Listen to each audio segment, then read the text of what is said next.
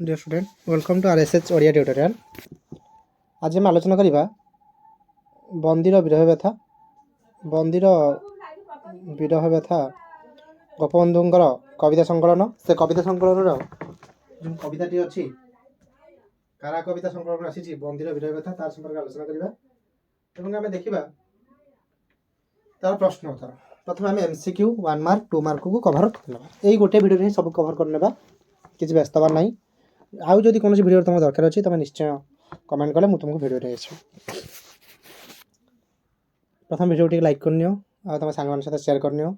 देख भिडियो संपूर्ण रूपे निज आंसर राइटिंग जोटा कि आम कह एमबीएड गाइड फॉलो आंसर नुहे तेणुक तुम मैंने आपको नोट डाउन कर मन मुझे कहि तुम शुणी शुणी मन रखिपार। देखिए प्रथम प्रश्न नाना रंग चंद्र आतपे आच्छादित अंबर। जो अंबर अर्थ कौन अंबर मान लुगा भी हो पार किंतु एठी आम अंबर मान ना कौन आकाश अंबर मान देखा सूर्यास्त समय गछ गुड़िकर छाई लंबी जाइथिबारु कवि कौन परिकल्पना कर। सूर्यास्त समय गछ गुड़िक छाई लंबी जाइथिबारु कवि अनुभव करछन्ते जेमिति गछ माने सूर्य पादरे प्रणाम करछन्ते। तापर प्रश्न देखा सूर्यास्त कालीन मृदु सम्मेलन को कवि क्या तुलना करछन्ते ना प्रेमर अस्पष्ट गीत जमीती जो धीर पवन हो सूर्य जो प्रेमर अस्पष्ट गीत कहते अर्थात अस्पष्ट कथा कहते। संध्या कालीन मृदु सम्मेलन सूर्य प्रेमिका कालीन कौन कहते ना शीघ्र फेरी आसबे।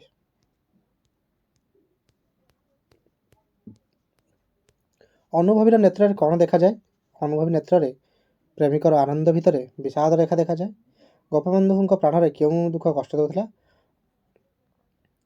संध्यार विरह दृश्य मन नकाइरा इंपोर्टाट ये क्वेश्चन तुम कन्फ्यूज हेनी। संध्यार विरह दृश्य प्रणय पीयूष कौन मिसी प्रणय पीयूष विरह विष मिशी रही।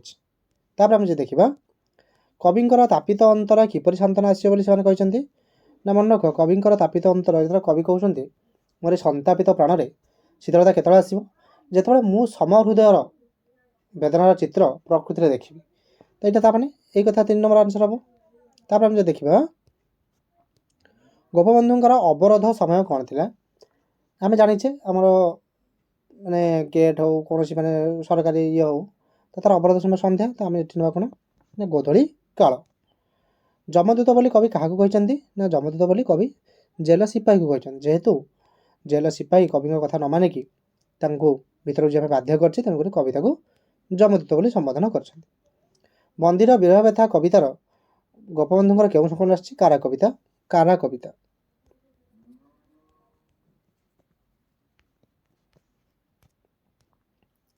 बसंतर समय किपर ना मधुमय।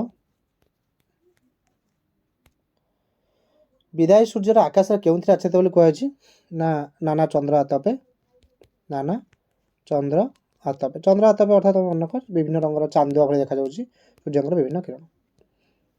विदाय बेले पक्षी मैंने किपरि गान करते ना पक्षी मैंने गान किपरि करुण। आसन्न संध्या रे तरु गिरीर विस्तारित छाया क्या पाद प्रणाम करते ना सूर्य।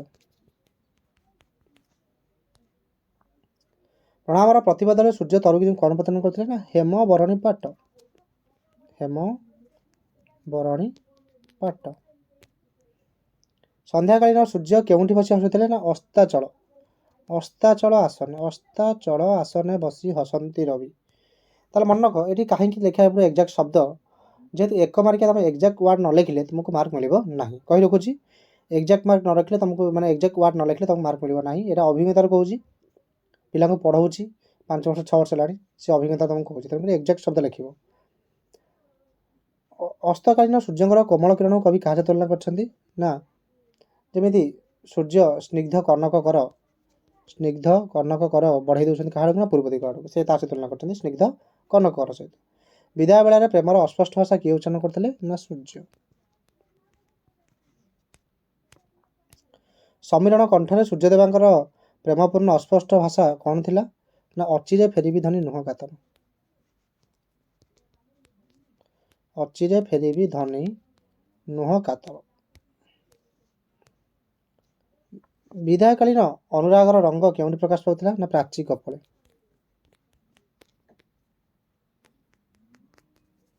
ପୂର୍ବ ଦିଗର ବା ପୂର୍ବାନ୍ତର ପ୍ରକାଶ ପାଉଥିଲା। ସୂର୍ଯ୍ୟଙ୍କର ହସରେ କ'ଣ ପ୍ରକଟିତ ହେଉଥିଲା ନା ଗୁରୁ ବିଷାଦ ରେଖା।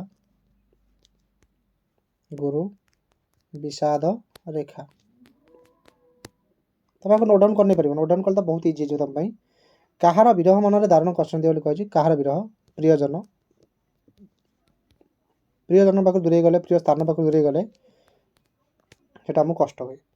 ପ୍ରୀତିପାଶରେ କିଏ ବନ୍ଧା ନା ଜଗତର ସମସ୍ତ ଜଳ ଚେତନ। ଜଗତର ସମସ୍ତ ଜଡ଼ ଆଉ ଚେତନ ପ୍ରୀତିପାଶରେ ବନ୍ଧା।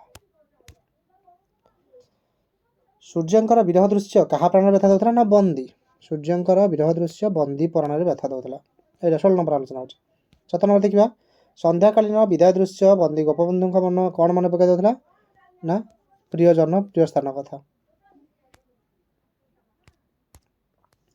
ତାର ପ୍ରଶ୍ନ ଆମେ ଆଲୋଚନା କରିବା। ବନ୍ଦୀଶାଳାରେ ଚାବି ନ ଦେବା ପାଇଁ ଗୋପବନ୍ଧୁ କାହାକୁ ଅନୁରୋଧ କରିଥିଲେ ନା ସିପାହୀ। ଜେଲର ସିପାହୀକୁ ଅନୁରୋଧ କରିଥିଲେ। ଗୋପବନ୍ଧୁ ବନ୍ଦୀଶାଳା ଚାବି ନ ଦେବା ପାଇଁ ସିପାହୀକୁ କାହିଁକି ଅନୁରୋଧ କରିଥିଲେ ନା ସେ ପ୍ରଣୟ ପ୍ରଭାବ ଦେଖିବାକୁ ଚାହୁଁଥିଲେ। ସେ ବାହାରେ ରହି ପ୍ରଣୟ ପ୍ରଭାବ, ପ୍ରକୃତିର ପ୍ରଣୟ ପ୍ରଭାବ ଦେଖିବାକୁ ଚାହୁଁଥିଲେ। ହେଲା, ତାର 20 ନମ୍ବର ଯିବା। 20 ନମ୍ବର ଦେଖିବା। ପ୍ରଣୟ ପୁରୁଷରେ କମ୍ ମିଶିଛି ବୋଲି କବି କହିଛନ୍ତି ନା ବିରହ ବିଷ। ଏଇଟା ଆଗରୁ କହିକି ଆସିছে ବିରହ ବିଷ। ବିଶ୍ୱବାସୀଙ୍କ ପ୍ରତି ବିଧାତାର ବିଚିତ୍ର ଆସିଛି ବୋଲି କବି କାହାକୁ କହିଛନ୍ତି ନା ଏଇଟା ଯେ ପ୍ରେମ ରୂପକ ଅମୃତ ସୃଷ୍ଟି କରି ପ୍ରେମ ଅମୃତରେ ବିରହ ବିଷ ମିଶିକି ରହିଛି। ବିରହ ବିଷ ମିଶିକି ରହିଛି। ସୁନ୍ଦର ପଦ୍ମରେ କିଏ ଜଡ଼ିତ ନା ଅହି। ଅହି କହିଲେ ସାପ। ମନେ ସୁନ୍ଦର ପଦ୍ମ ତଳେ ମଧ୍ୟ ସାପ ଅଛି। ଏଇଟା ଗୋଟେ ବିଧାତାର ବିଚିତ୍ର ସୃଷ୍ଟି, ବିଚିତ୍ର ଲୀଳା। ବିରହ କବି କାହା ସହିତ ତୁଳନା କରିଛନ୍ତି ନା ବିଷ। ବିରହକୁ କାହା ସହିତ ନା ବିଷ ସହିତ ତୁଳନା କରାଯାଇଛି। କେଉଁ ବିଷ କବିଙ୍କ ପରାଣରେ ଘାରୁଛି ନା ବିରହ ବିଷ। ବିରହ ରୂପକ ବିଷମ ବିଷ। ଆପଣା ବିରହ ବେଦନାକୁ କବି କେଉଁଠାରେ ଦେଖିଛନ୍ତି ନା ପ୍ରକୃତିରେ। ପ୍ରକୃତିରେ ଦେଖିଛନ୍ତି ସମ ହୃଦୟ ବେଦନା। କବିଙ୍କ ତାପିତ ଅନ୍ତର କିପରି ସାନ୍ତ୍ୱନା ଲାଭ କରିବ ନା ପ୍ରକୃତିରେ ସମ ହୃଦୟ ବେଦନା ଦେଖିଲେ। ସମ ହୃଦୟ ବେଦନା ଦେଖିଲେ। ମନେ ରଖ, ତମେ ଯଦି କବିତା ନ ବୁଝିଛ ଟିକେ କଷ୍ଟ ହେଉଥିବ, ମୁଁ ଜାଣିପାରୁଛି। କିଛି ନାହିଁ, ଯାହା କହୁଛି ସେ ଲିଖିତ ଏକ୍ଜାମ୍ ସରିଲା। ବନ୍ଦୀଶାଳା ଅବରୋଧ ସମୟ କ'ଣ ଥିଲା? ଗୋଧୂଳି କାଳ। ଗୋଧୂଳି କାଳ। ଯମଦୂତ ବୋଲି କବି କାହାକୁ କହିଛନ୍ତି ନା ଜେଲର ସିପାହୀକୁ।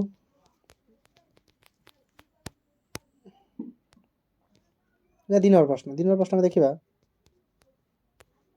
এটা ତମେ ଜାଣିଛ, କିଛି ନାହିଁ। এটা ହଜାରିବାଗ ଜେଲ୍ ଲେଖିବ। 1 ନମ୍ବରଟା ହଜାରିବାଗ ଜେଲ୍।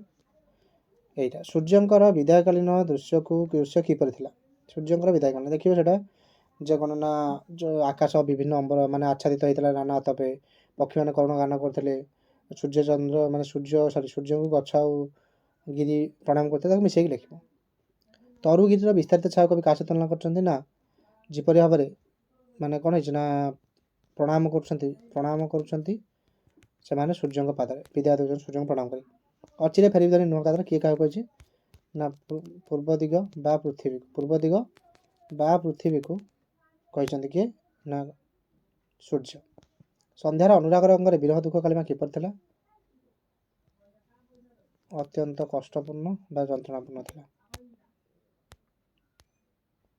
ସନ୍ଧ୍ୟାକାଳୀନ ଦୃଶ୍ୟକୁ ଅନୁଭବୀ ବ୍ୟକ୍ତି କ'ଣ ଦେଖିପାରେ ନା এটা ইম্পর্টেন্ট কোশ্চেন। এটা 6 নম্বরটা ইম্পর্টেন্ট। সন্ধ্যাকালীন দৃশ্যরে অনুভবী ব্যক্তি କ'ଣ ଦେଖିପାରେ? ଏଇଟା ମନେ ରଖ। ଏଥିରେ ସେ କ'ଣ ନା ସେ ସୁଖର ବା ହସ ମଧ୍ୟରେ ମଧ୍ୟ ବିଷାଦର ରେଖା ଦେଖିପାରିବ। ପ୍ରିୟଜନ ବିରହ ଦୁଃଖ କବିଙ୍କୁ କିପରି ମନେ ହେଇଛି ନା ପ୍ରିୟଜନର ବିରହ ଦୁଃଖ କବିଙ୍କୁ ମାନେ କଷ୍ଟ ଦେଉଛି, କାରଣ ବିଷ ସମାନ ଦେଖିପାରିବ। ବିଷ ସମାନ ମନେ ହେଇଛି। ପ୍ରୀତିପାଶରେ କିଏ ବନ୍ଧା ବୋଲି କହିଛନ୍ତି ନା ଜଗତର ଜଡ଼ ଚେତନ। ଆମେ ଏଇଟା ପଢ଼ିକି ଆସିଲେ ଏକ ମାର୍କରେ। ସିପାହୀକୁ କବି କାହିଁକି ବନ୍ଦୀଶାଳା ଦଣ୍ଡ ଦେବା ପାଇଁ କହିଛନ୍ତି ନା ସେ ବାହାରେ ରହିକି ଆଉ କିଛି ସମୟ ପ୍ରଣୟର ପ୍ରଭାବ ଉପଭୋଗ କରିବାକୁ ଚାହୁଁଛନ୍ତି। ପ୍ରଣୟର କି ବିଚିତ୍ର ବିଧାନ କବି ଉପଲବ୍ଧ କରିଛନ୍ତି ଯେ ପ୍ରେମ ରୂପକ ଅମୃତରେ ବିରହ ବିଷ ଲେଖିବ। ସେଟା ଆଉ ଲେଖିବ ସୁନ୍ଦର ପଦ୍ମ ତଳେ ସୁନ୍ଦର ପଦ୍ମରେ ଅହି ବା ସାପ ଜଡ଼ିତ ହେଇକି ଥାଏ। କବି ଗୋପବନ୍ଧୁଙ୍କ ମନ ପ୍ରାଣ କାହିଁକି ବିଷାଦରେ ଭରି ହେଉଥିଲା? ଯେହେତୁ ସେ ପ୍ରିୟ ସ୍ଥାନକୁ ଛାଡ଼ିକି ବନ୍ଦୀ ଅଛନ୍ତି। କେଉଁଠି ନା ଜେଲ୍ ଭିତରେ। ବିଶ୍ୱ ପ୍ରକୃତିର ସମ ହୃଦୟ ବେଦନା ଦେଖିଲେ କବିଙ୍କ ଅନ୍ତର କ'ଣ ଆସିବ ସାନ୍ତ୍ୱନା ଆସିବ ବା ତାପିତ ଅନ୍ତର ସାନ୍ତ୍ୱନା ଆସିବ। ଏ ଯେଉଁ 3 ମାର୍କିଆ ଏଇଟା ତୁମର ବହୁତ ଇମ୍ପୋର୍ଟାଣ୍ଟ। ମନେ ରଖି 3 ମାର୍କିଆ ଯେଉଁ 4ଟା ଅଛି ସିନା, ଏଇଟା ତୁମର ବହୁତ ଇମ୍ପୋର୍ଟାଣ୍ଟ ପରୀକ୍ଷା ପାଇଁ। କହି ରଖୁଛି ଦେଖ। ବନ୍ଦୀର ବୀରବତା କବିତାରେ ଅସ୍ତକାଳୀନ ସୂର୍ଯ୍ୟଙ୍କର ପ୍ରକୃତିର ରୂପଚିତ୍ର ଦେଖ, ସେଠି ଲେଖିବ ଆରାମସେ। ଦେଖ ନା, ବସନ୍ତର ସମୟ ଶେଷ ହେଇଗଲାଣି, ପକ୍ଷୀମାନେ ନିଜ ବସାକୁ ଫେରୁଛନ୍ତି, କିନ୍ତୁ ତାଙ୍କର କରୁଣ ରାବ ଦେଖାଯାଇଛି। ଆକାଶରେ ବିଭିନ୍ନ ରଙ୍ଗର ମାନେ ସୂର୍ଯ୍ୟଙ୍କର ବିଭିନ୍ନ ରଙ୍ଗ ଦେଖାଯାଇଛି, ଆମେ ତାକୁ ଅମ୍ବର ବୋଲି ତୁଳନା କରାଗଲା। ତାର ପୁଣି ତୁମେ ଆହୁରି ଲେଖିପାରିବ ଯେ କେମିତି ଗଛ ଆଉ ତରୁଲତାଙ୍କ ଛାଇ ପଡ଼ୁଛି, ତାକୁ ଆମେ ପ୍ରଣାମ ସହିତ ତୁଳନା କରୁଛୁ। ଧୀର ପବନ ମୃଦୁ ସମ୍ମିଳନ ବହୁଛି, ଏହାକୁ ତୁମେ ବର୍ଣ୍ଣନାକୁ ଲେଖିବ। ଏ 4ଟା ଲାଇନ୍ କିଛି ଅସୁବିଧା ଅଧିକା ଲେଖିବା ଆବଶ୍ୟକ ନାହିଁ। କବି ଗୋପବନ୍ଧୁଙ୍କୁ ସୂର୍ଯ୍ୟଙ୍କର ବିଦାୟକୁ କିପରି ମାନବୀୟ ବିରହ ସହିତ ତୁଳନା କରୁଛନ୍ତି ଦେଖ। ଯେମିତି ସୂର୍ଯ୍ୟ ପୂର୍ବ ଦିଗ ବା ପୃଥିବୀକୁ ଛାଡ଼ିକି ଯାଉଛନ୍ତି ଏବଂ ସେଥିରେ ସେ ଦୁଃଖୀ ଅଛନ୍ତି, ସେ ପୁଣି ତାକୁ ସାନ୍ତ୍ୱନା ମଧ୍ୟ ଦେଉଛନ୍ତି ଯେ ହଁ ମୁଁ ଜଲ୍ଦି ଫେରି ଆସିବି, ବ୍ୟସ୍ତ ମାନେ ଧୈର୍ଯ୍ୟ ରଖି ଅଚିରେ ଫେରିବି ଧନୀ ନୁହଁ କାତର। ପୁଣି ଯଦି ଦେଖିବା ତାପରେ ସେଥିରେ ବି ସେ କହୁଛନ୍ତି କ'ଣ ନା,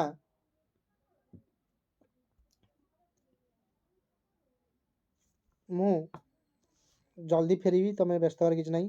ତା ସହିତ ପୁଣି ଦେଖିବ ସେ କିପରି ଭାବରେ ସୂର୍ଯ୍ୟ ମାନଙ୍କର ମାନେ ଲାସ୍ୟ ହସରେ ମୋତେ ବିଷାଦ ରେଖା ଦେଖାଯାଉଛି, ମାନେ ଅର୍ଥାତ୍ ହସୁଛନ୍ତି ସୂର୍ଯ୍ୟ, ସେଥିରେ ଗୋଟେ ଲୁଚି ରହିଛି ଗୋଟେ ଦୁଃଖର ଚିତ୍ର। ସେମିତି ମାନବୀୟ ବିରହ ସହିତ ତୁଳନା କରିବା ଅର୍ଥ କବି ପ୍ରିୟଜନ ପାଖରୁ ଦୂରରେ ଅଛନ୍ତି। କବି ଏଠି ଜଣେ ମାନବ, କବି ଜଣେ ମନୁଷ୍ୟ, ସେ ନିଜ ପ୍ରିୟଜନ ପ୍ରିୟ ସ୍ଥାନ ପାଖରୁ ଦୂରରେ ଅଛନ୍ତି।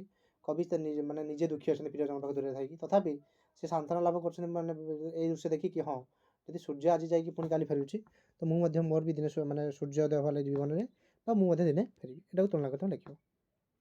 ପ୍ରଣୟ ଓ ବିରହ ସମ୍ପର୍କରେ କବିଙ୍କର ଅଭିମତ ଦେଖିବା। ଲେଖିବ ଯେ ଯେତେବେଳେ କବି ଜେଲରେ ବନ୍ଦୀ ଥିବା ସମୟରେ ନିଜ ପ୍ରିୟଜନ ପ୍ରିୟ ସ୍ଥାନ କଥା ଭାବୁଛନ୍ତି ଏବଂ ସେହି ସମୟରେ ସେ ସୂର୍ଯ୍ୟଙ୍କର ସମୟାବସ୍ଥା ଦେଖୁଛନ୍ତି, ତ କବିଙ୍କ ଚିନ୍ତା ଆସୁଛି ଯେ କିପରି ଭାବରେ ଯଦି ମାନେ ଈଶ୍ୱର ପ୍ରଣୟ ବା ପ୍ରେମ ସୃଷ୍ଟି କଲେ, ତାହେଲେ ବିରହ ରୂପକ ବିଷ କାହିଁ ସୃଷ୍ଟି କରୁଥିଲେ? ଯଦି ପଦ୍ମ ସୃଷ୍ଟି କରିଛନ୍ତି, ତ କାହିଁକି ଏ ସାପ ରଖୁଥିଲେ ତା ମୂଳରେ? ତାମାନେ ସବୁ ସୁନ୍ଦର ବସ୍ତୁ ପଛରେ କାହିଁକି ଈଶ୍ୱର ଗୋଟେ ମନ୍ଦ ବସ୍ତୁ ରଖିଛନ୍ତି, ସେ କଥା। ଯମଦୂତ ବୋଲି କବି କାହାକୁ କହିଛନ୍ତି? ଯମଦୂତ ବୋଲି କବି ଜେଲର ସିପାହୀ କହିଛନ୍ତି। ଏବଂ କହିବାର କାରଣ ହେଉଛି କବି ପ୍ରକୃତିରେ ନିଜ ହୃଦୟ ବେଦନା ଦେଖିକି, ସମ ହୃଦୟ ବେଦନା, ସମାନ ଚିତ୍ର, ସମାନ ବିରହର ଦୃଶ୍ୟ ଦେଖି ଯେ ଗୋଟେ ସାନ୍ତ୍ୱନା ଲାଗୁଥିଲା, ହଁ ମୋ ପରି ମଧ୍ୟ ଆଉ କିଏ ଦୁଃଖୀ ଅଛି, କିନ୍ତୁ ଜେଲର ସିପାହୀ ତାଙ୍କୁ ତରବର କରିଛି ଭିତରକୁ ଯିବା ପାଇଁ। ସେ ବାହାରେ ଦେଖୁଥିବା ଦୃଶ୍ୟକୁ ଆଉ ଉପଭୋଗ କରିପାରୁନାହାନ୍ତି, ତେଣୁକରି କବି ଟିକେ ଅସ୍ତବ୍ୟସ୍ତ ହୋଇପଡ଼ିଛନ୍ତି ସେ ଦୃଶ୍ୟ ଦେଖିବା ପାଇଁ। ସରିଗଲା। ତାହେଲେ ଏଇଟା ଆର ଏଇ ଯେଉଁ ବୋର୍ଡ଼ ପରୀକ୍ଷା ପାଇଁ ସିଲେକ୍ସନ୍ ମନେ ରଖ, ଏଇଟା ଏଥର ବୋର୍ଡ଼ ପରୀକ୍ଷା ଇମ୍ପୋର୍ଟାଣ୍ଟ କ୍ୱେଶ୍ଚିନ୍, ହାଇଲି ଇମ୍ପୋର୍ଟାଣ୍ଟ, ଯେ କବିଙ୍କର ପ୍ରକୃତି ପ୍ରୀତି ଆଉ ସ୍ୱଦେଶ ପ୍ରୀତି ପରିଚୟ ଦିଅ। ବୁଝିଲା? ଯଦି ତୁମେ ମାନେ କମେଣ୍ଟ କରିବ, ତାହେଲେ ଆର ଲଙ୍ଗ୍ କ୍ୱେଶ୍ଚିନ୍ ମୁଁ ନେଇଆସିବି। ଯଦି କମେଣ୍ଟ କରିବ, ଆର ହ୍ୟାଣ୍ଡ ରିଟେନ୍ ଲଙ୍ଗ୍ କ୍ୱେଶ୍ଚିନ୍ ଆସିଛି, ପୁରା ମସ୍ତ ବାଲା ଲଙ୍ଗ୍ କ୍ୱେଶ୍ଚିନ୍, କୋଟେସନ୍ ସହିତ। ମନେ ରଖ, କବିତାର ପଂକ୍ତି ସହିତ ଲଙ୍ଗ୍ କ୍ୱେଶ୍ଚିନ୍ ଆସିବ। ଯଦି ତୁମେ କମେଣ୍ଟ କରିବ ନିଶ୍ଚୟ। ଧନ୍ୟବାଦ। ଆଶା କରୁଛି ସମସ୍ତ ଭିଡ଼ିଓଟି ଭଲ ଲାଗିଥିବ।